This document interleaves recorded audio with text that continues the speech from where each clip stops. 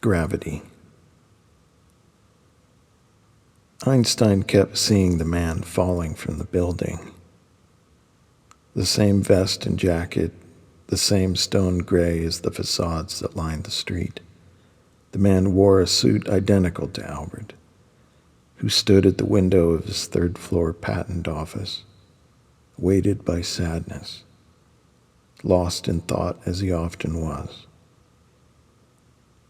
He noticed the silhouette across the street and against the stone-gray sky. The man had looked down only once, then stepped off, as casually as entering an elevator.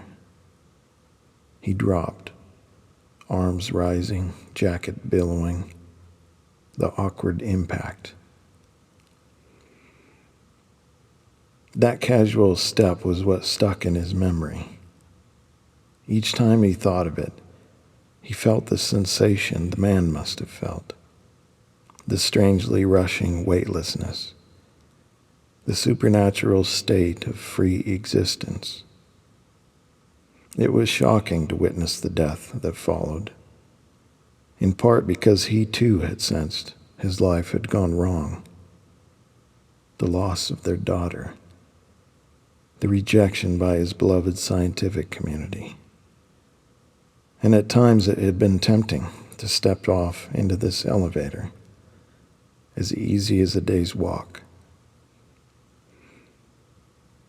Years later, when this story of the man became infamous as one origin of relativity, Albert insisted it was merely a thought experiment, that there was no businessman who had stepped off and nearly struck a young woman in a yellow dress just leaving a cafe at street level. She was startled, stumbling and falling away from his corpse, her screams a distant echo from Albert's position 3 stories above. Most often, he had said, it was actually the happiest of thoughts, this man falling, because it had changed everything. Not the inevitable dissolution of his marriage, not the sadness and frustration, but the meaning of his scientific life, what was most important.